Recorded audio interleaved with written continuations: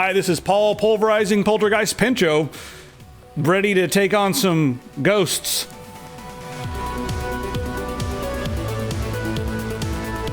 Guys, leave the Zuck alone. Leave him alone. He's a human.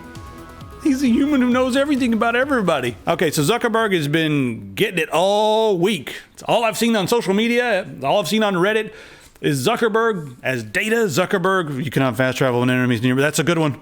But yeah, poor Zuckerberg. We'll get back to him in just a second. We're going to talk about privacy a lot in this episode, and I'm going to blame you guys, so you guys want to stay tuned to be outraged, don't you? Share the outrage on the internet. So Sweden, well, there's an electric road that they're putting together over there. It costs significantly less than installing a light rail track or whatever. And they've done about 2 kilometers, 1.2 miles of this. What they've done is it's a little electric line that goes down the middle of the road. And as you're driving on it, your car will lower this electrical contact, make contact with the road, and then recharge the battery while you're driving. And they're planning to roll this out in a lot of different places in Sweden. It's going to be 70, 80% reduction in... No, it's more than that. It's like 90% reduction in greenhouse gas emissions and that sort of thing when you're using electric cars. But the practicality of this is going to heavily rely upon the cars and whether or not they're going to support this standard. Is this going to be the new thing? Or are we going to have like a Qi charger for a car in the future that you just drive and like the power emanates from the road? You don't have to make any contact or anything like that. Who knows how it's going to work?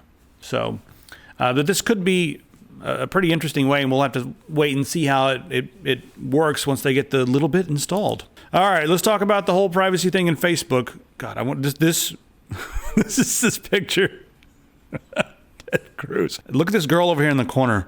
She's just like not having it. Everyone's got their cups of coffee here. So everyone's got regular coffee, and then waters and stuff. And he's sitting over here. He's like, no, they only had cream and sugar, and I needed like a double vanilla venti. What's it called? What's like the sugariest thing they have on the menu? Because that's what he's going to put in his body. Caramel macchiato. Caramel macchiato? Is that what it is? Double vanilla caramel macchiato. 16 pumps, he says. I don't know. Okay, sorry, Ted Cruz. Yeah. Keep pumping. There's one guy in the entire thing who's serious about privacy, and he's sitting there bothering Zuckerberg and ignoring Google. So that's what's going on this week. And you guys have all seen it, so I'm not going to regurgitate a lot of the news. But I am going to say, okay, yeah, Facebook is getting a lot of coverage and a lot of the spotlights on them right now, mainly because of the Cambridge Analytica stuff, where they leaked your information to outside sources, and then those sources used your information to try to persuade you to vote in the best interests of Russia and other countries. Now, this kind of thing happened with Google as well, but they didn't really leak your information. They've got a more tight hold on your data, and Facebook is way more irresponsible with your data. But let me remind you guys something. A lot of the stuff that you put on Facebook and a lot of the fine print, you guys have agreed to a lot of this egregious nonsense just by putting your stuff on Facebook and not reading the fine print and clicking next and clicking yes. A lot of this stuff is stuff that you're volunteering out there, and even the stuff that is a breach, and even the stuff that, you know, shouldn't be public, and even the stuff that you didn't agree to. Let's just remind everyone, way back when Mark Zuckerberg was working on Face Smash or whatever, that thing where it was just you picked a couple of girls. Well, they did that. It was basically a hot or not that they. Oh, I bumped it. A hot or not that everyone played with in high school or college. He made that. And then, you know, he made a basic version of Facebook, and people just kept submitting their information. And he was quoted with saying, like, you know, someone's like, how did you get all this information? And he's like, people just upload it, dumb fucks. So that was his original quote. And people still just keep doing it. They just keep volunteering their private, personal information. I keep doing this because that's the sign language for, here, just know everything about me, world. I had to go on Facebook. I haven't been on there for like a month until this happened. And I have no idea what they really know about me.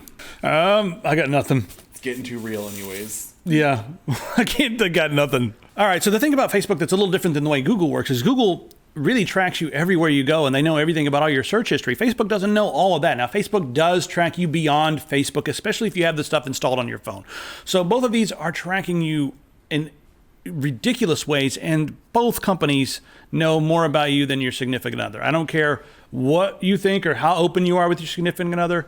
You know, if you're searching for some like weird stuff on the internet, Google knows all of that about you, and it's all kept in a database. I would wager that Google probably has a file 8 times the size of what Facebook does.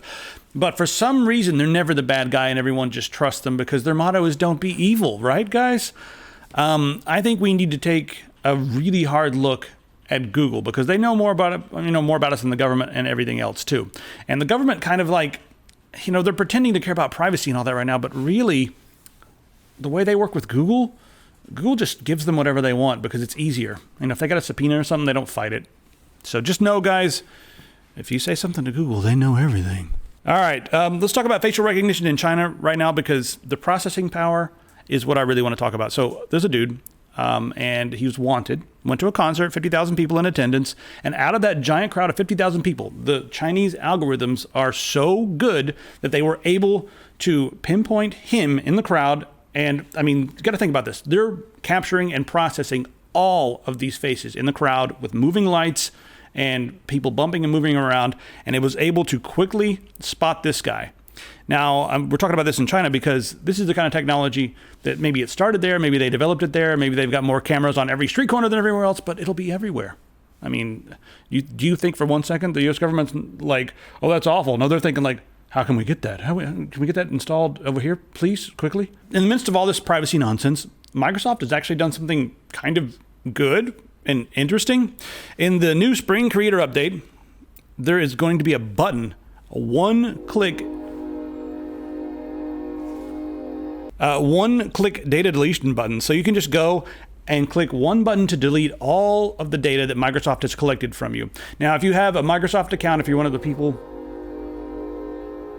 who signs into Microsoft with like an Outlook account or something like that, you're going to have to make some additional efforts and go through a few extra hoops and stuff like that. But you can delete all your stuff. If you guys want to go see the rest of the updates that are coming with this, some of them are pretty cool. There's like, more performance modes. I don't care anymore about that train. You guys can go and check it out on the article. But the main thing is that delete button. Maybe they're just doing it for press. Maybe it does nothing. All right, you want to talk about some gaming stuff? Sure. Do you want to get some Fortnite ice cream later? Maybe me and you go down to the Store Mart shop. Go down to the Safeway, get ourselves some Fortnite Battle Royale. It's vanilla ice cream with M&Ms in it, right? No. It's actually Fortnite flavored. So it tastes like bubbly cartoon characters and I don't know. Like foul-mouthed 13-year-olds? Like, are they that bad? I don't know. I just assume so. You're just assuming for all the 13. What if it's a very positive community, I think. Yeah, that's what they all say. Okay, something to please the older audience members who remember Warcraft 3. Yes, remember Warcraft 3? Well, it is getting an extensive update 16 years after its release.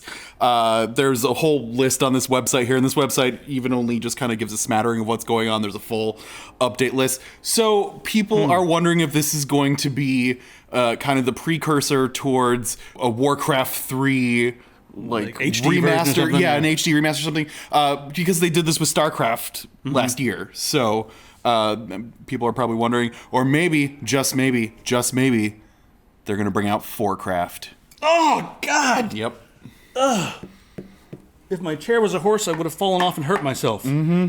There's a new trailer out for, I guess, an expansion for Ghost Recon Wildlands. Yes. It's called The Call. I'm just going to cut to the chase because there's nothing here except for this. That's it. There's some talking. But then, boom! Sam Fisher. From Splinter Cell. Not sure what he's going to be actually doing, if it's going to be a playable character or like you and Sam Fisher team up to do some awesome stealth stuff. I liked creating my own character in that. But either way, yeah, I think a lot of people are going to really want to play as Sam Fisher. So Twin Galaxies has officially stripped Billy Mitchell of his high Donkey Kong scores, saying that he was not, he couldn't have actually gotten those scores using an actual Donkey Kong machine, and that they compared his gameplay and everything and discovered that he was actually using a MAME cabinet and not the actual thing, which makes a difference. The difference may be minimal, and maybe his skill is good enough to get that kind of a score on an actual arcade cabinet, but he played it on MAME. Why did he do this? I don't know. And then he said, but the other thing too was that he said it was not on, when he put forth everything, he said it wasn't. So that was part of the problem. And then there's the whole thing about using stuff with emulators where you can like program moves and stuff into it and things like that, so they can't actually authenticate like, yes, he knew how to move through everything properly each time and stuff like that. But Twin Galaxies is no longer recognizing him as the King of Kong. Now that, what was they say, who does that now belong to? Actually, it's Steve Wiebe. Steve Wiebe. Is that the guy? Steve Wiebe? Wiebe? Wiebe? There's a lot of people in the comments who are going to go into great detail with this, and I'm kind of curious because whenever I mention this, there's always this one person who will hop in there and tell us exactly why MAME is so different and why this is so egregious, and I'm looking forward to reading your comment once. But I'm looking forward to it. And maybe we'll even not give a sarcastic comment to it. No, we won't. Probably not. Nope. Depends on who's reading it. So anyway, guys, that's the show. Because I want to go play Dungeons & Dragons. Yeah, we gotta go play Dungeons & Dragons, so we're done here. You guys are important, but you know, like we gotta ship to sail.